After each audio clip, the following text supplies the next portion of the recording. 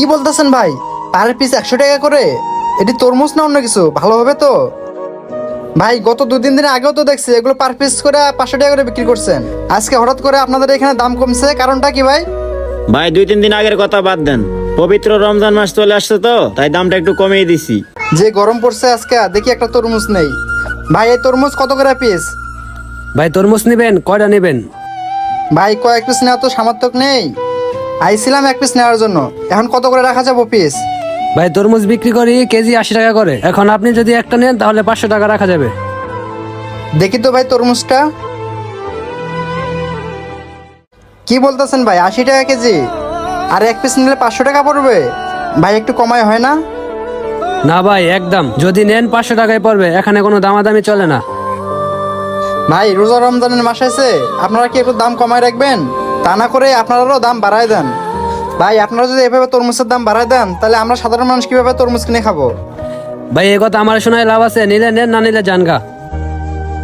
ভাই আশা করে আইছিলাম তরমুজ নিয়ে যাব, আপনি যে দাম চাইতেছেন মনে হয় না ভাই আর তরমুজ নিয়ে যেতে পারবো। আচ্ছা ঠিক আছে ভাই, থাকেন, আমি চলে গেলাম। ওই তো দেখি আরেকটা তরমুজের দোকান, যাই দেখি ওই দোকানে। ভাই আমরা তো রমজান ছাড়া 300 করে বেচছি, রমজান মাসে তো ভালোই চলতেছে। লন রমজান মাসে আমরা 400 টাকা পিস বেচছি।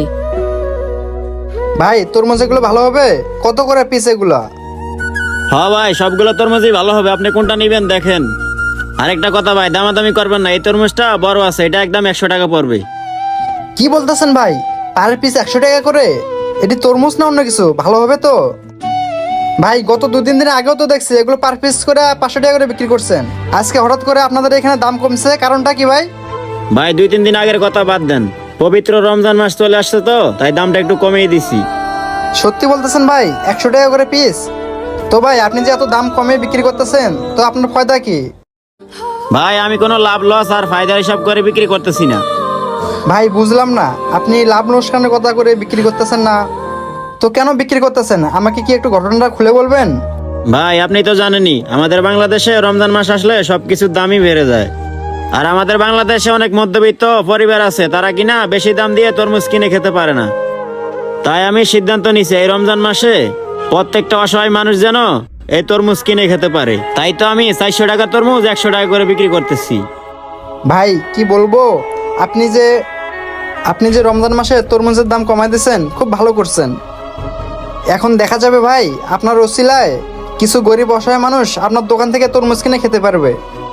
হ্যাঁ ভাই, এই চিন্তা ভাবনা করেই আমি তরমুজের দামটা কমাই দিছি, যাতে গরিব অসহায় যারা আছে তারাও তরমুজ কিনে খেতে পারে।